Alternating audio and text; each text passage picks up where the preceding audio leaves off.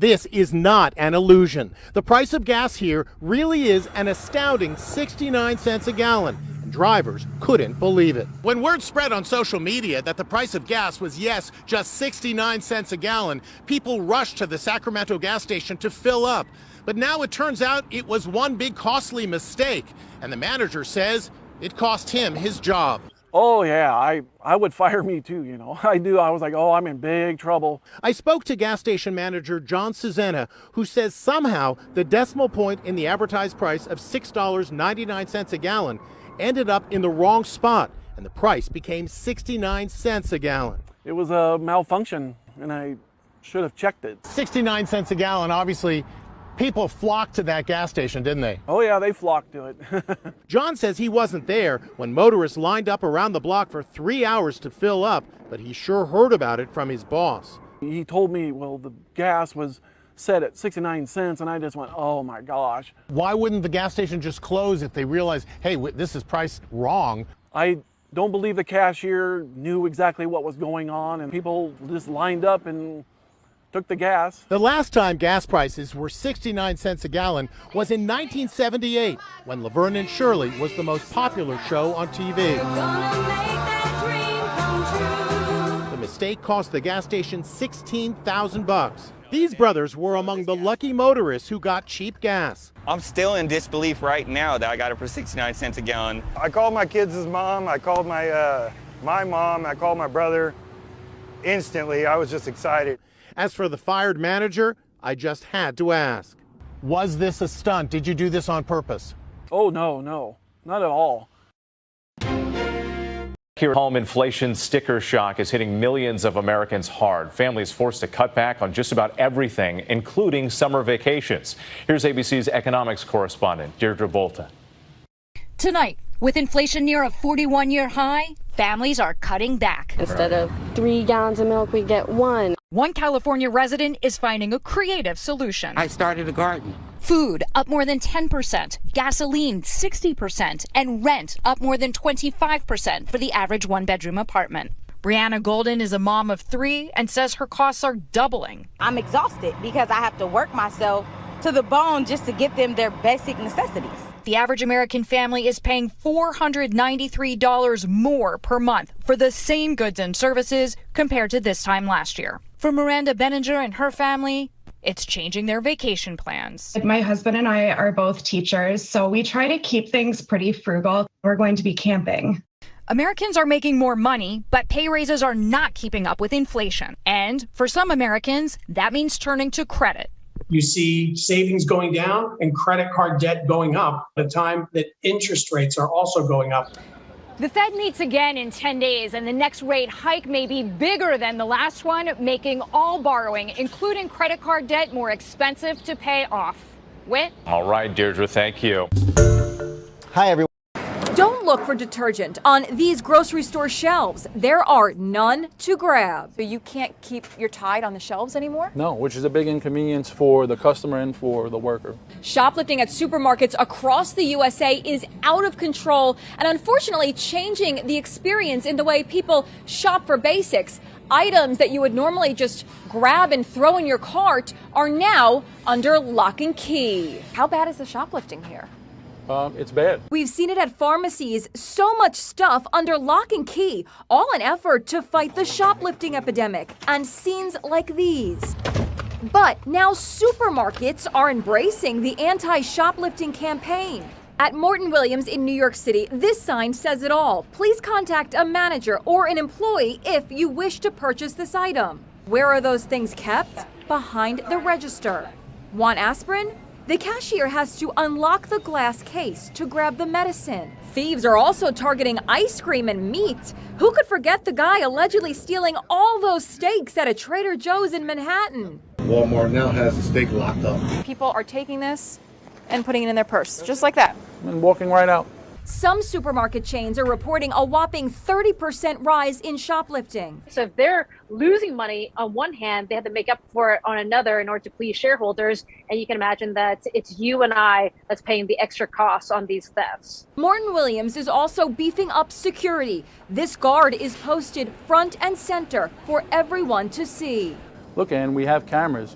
and they still find a blind spot to be able to conceal the merchandise. So get ready to see more shelves like these, empty of products you want to buy. They're not out of stock, they're just hidden away.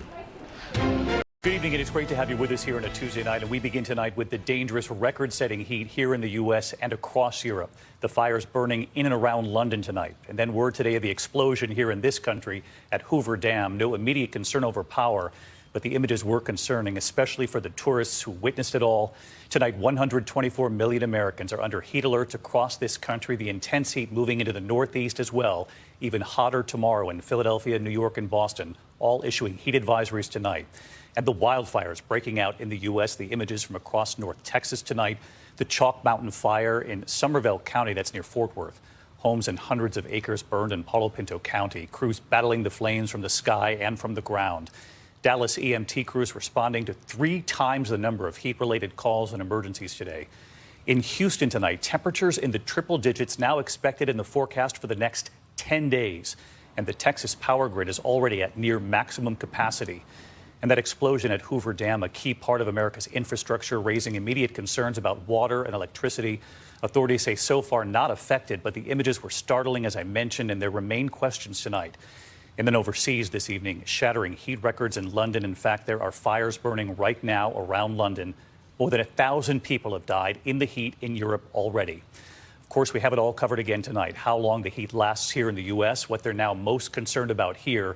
And Ginger Zee with the numbers tonight. What we've seen here in the U.S., summer temperatures and the dramatic shift in just 50 years.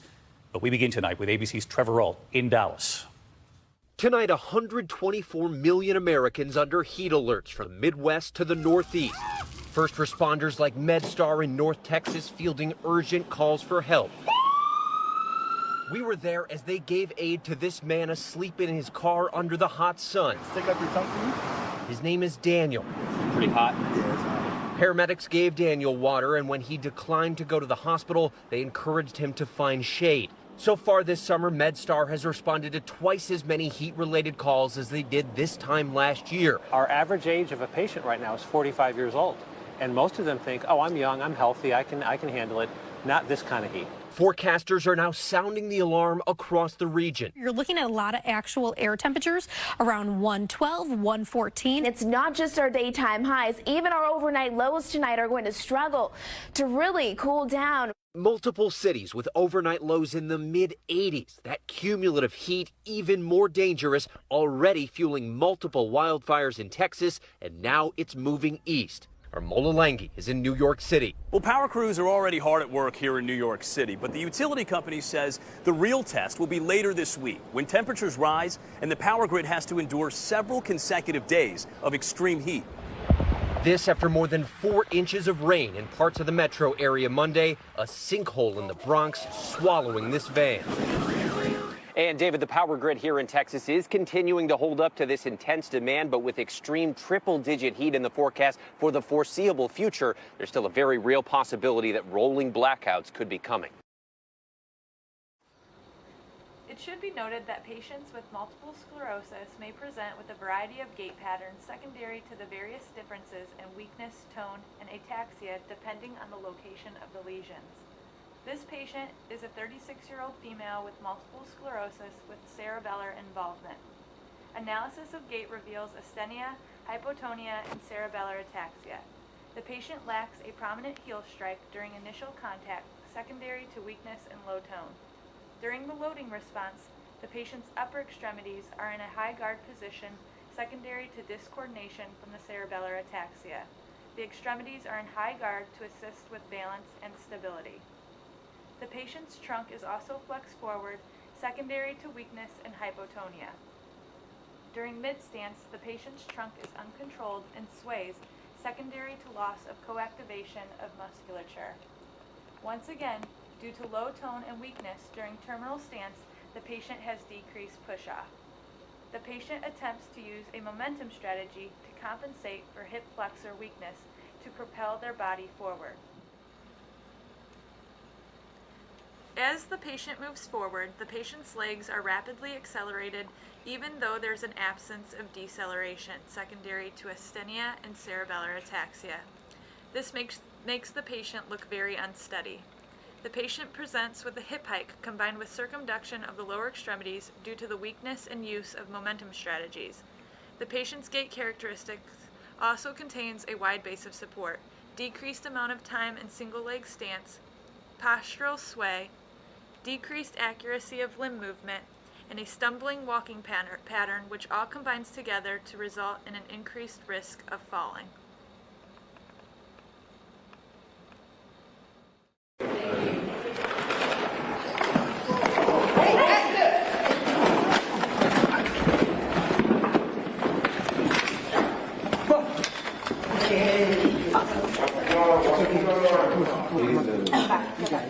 Base, can we get back up in 560 now? Scott? Stay there. Don't have him move. Sit down, Scott. Don't move. Have him scoot in, and if you could just stand behind him, please. I didn't hear base respond, did you? No, go cover me.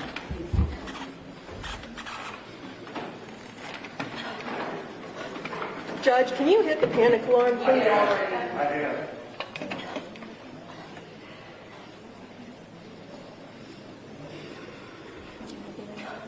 My couple legs. Okay.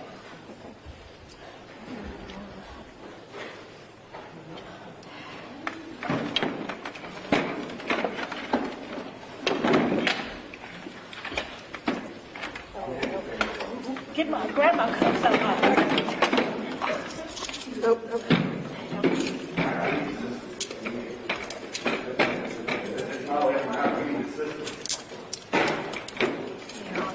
You're going to come up for us? All right, roll over on your stomach. Roll over. Stop. Stop. Let me hear you.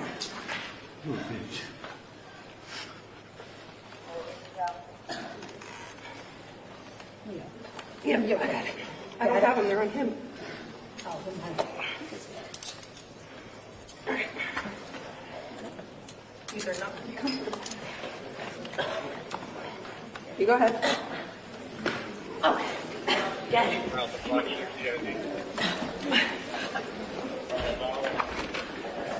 Calm down. Calm down. Stop. All right. Stop. Are you okay? Stop. Stop.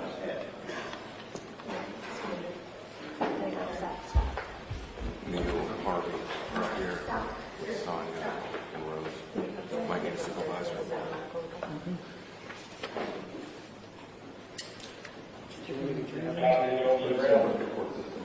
What happened? He jumped over?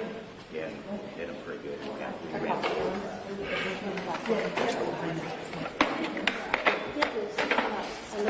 Under my foot. Stop. What's wrong with you? Chill out, dude. Take it. Take it. No. Come with me. All right, don't. I got it. Your arm. Chill out. Chill out. No. Chill out. Sit down. Sit. No. Sit down now.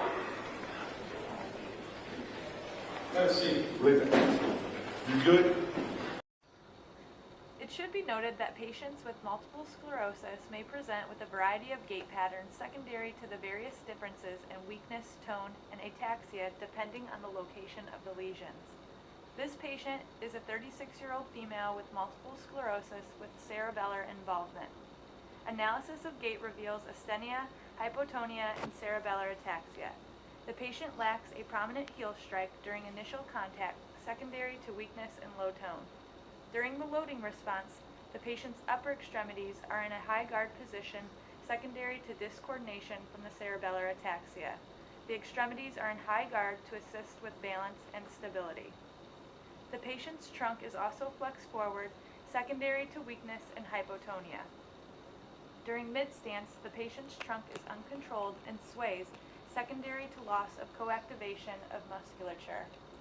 Once again, due to low tone and weakness during terminal stance, the patient has decreased push-off. the patient attempts to use a momentum strategy to compensate for hip flexor weakness to propel their body forward. As the patient moves forward, the patient's legs are rapidly accelerated even though there's an absence of deceleration secondary to asthenia and cerebellar ataxia. This makes the patient look very unsteady. The patient presents with a hip hike combined with circumduction of the lower extremities due to the weakness and use of momentum strategies. The patient's gait characteristics also contains a wide base of support, decreased amount of time in single leg stance, postural sway, decreased accuracy of limb movement, and a stumbling walking pattern which all combines together to result in an increased risk of falling.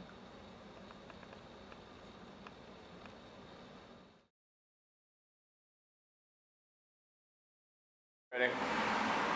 All right, so the next thing that we're going to work on is going up these stairs, okay? I see you got your arms nicely placed on the handrails here. We're going to use both for now, okay? What I want you to do is I want you to slowly lift one leg up at a time, and I want you to aim to get most of your foot on the flat. I'm going to count again till 3, and I don't want your foot to hit down until I say 3, okay? All right. Ready? 1, 2, 3. I'll bring the other one up. 1, 2, 3. Again. 1, 2, 3. 1, 2, 3. 1, 2, 3. 1, 2, 3. Good.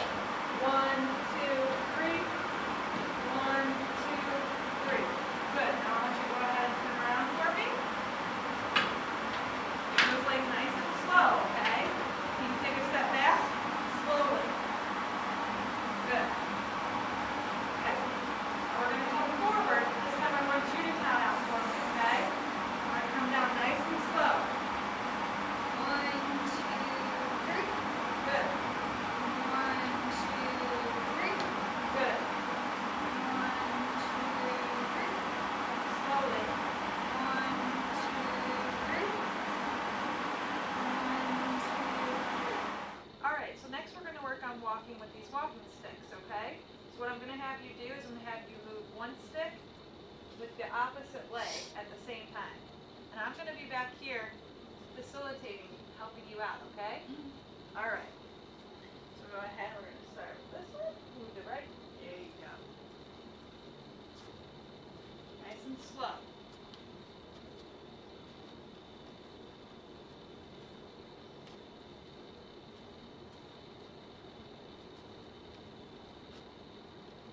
Turn around.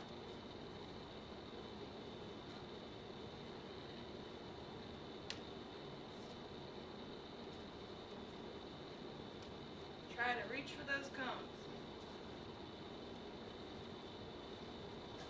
Good.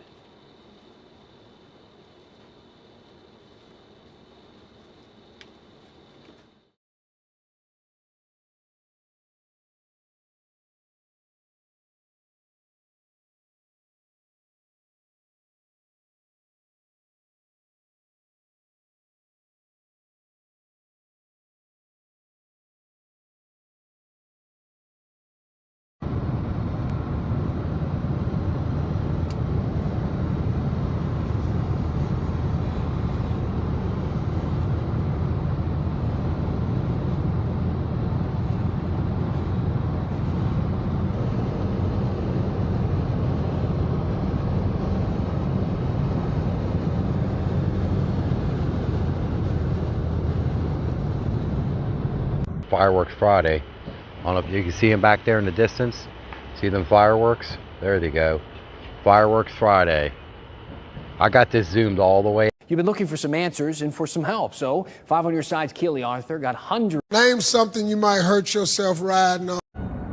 The power lights. We're going to lose our power in a minute.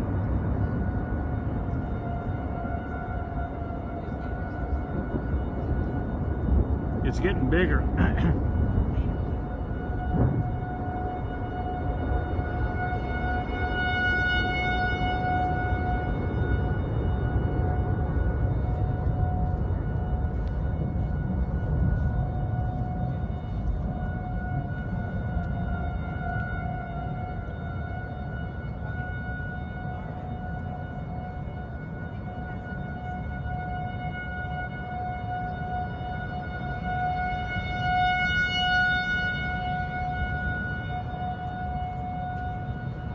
pulling up a little bit. No.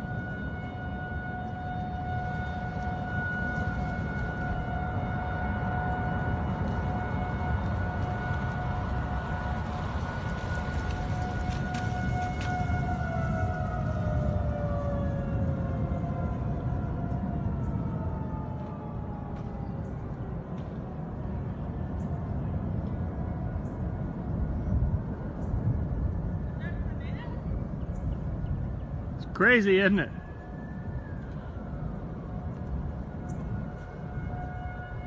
It's definitely hit on the ground because it lights up several times.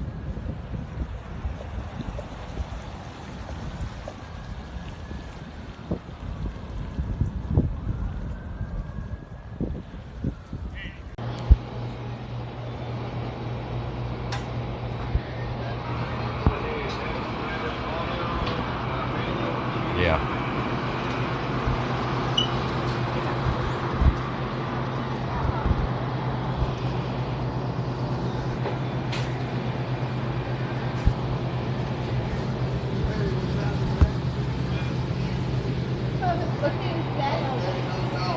Yeah, kind of hot today too. Yeah.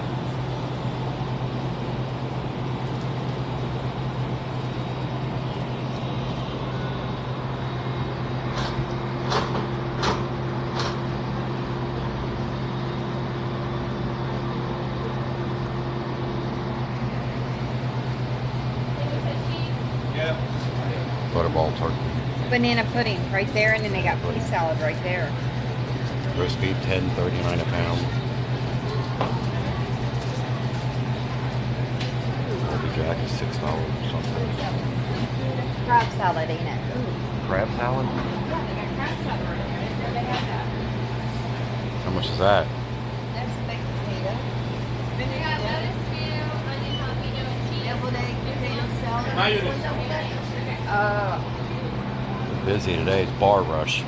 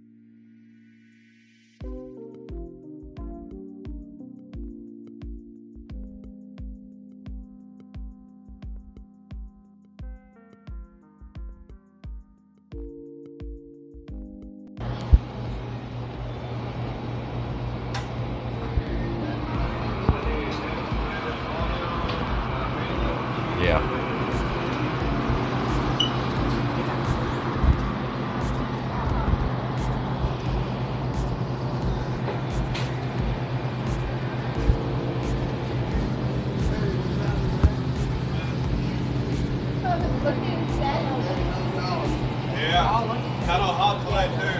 Yeah.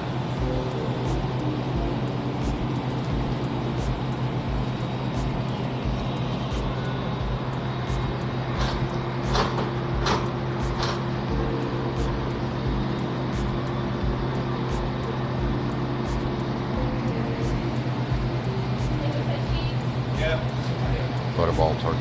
Banana pudding right there, and then they got pea salad right there. Roast beef, $10.39 a pound. Derby Jack is $6 or something. Crab salad, ain't it? Crab salad? Yeah, they got crab salad right there. They have that. How much is that? That's baked potato. They got lettuce, tomato, onion, jalapeno, and cheese. Deviled egg, potato salad. Mayonnaise. Busy today, it's bar rush.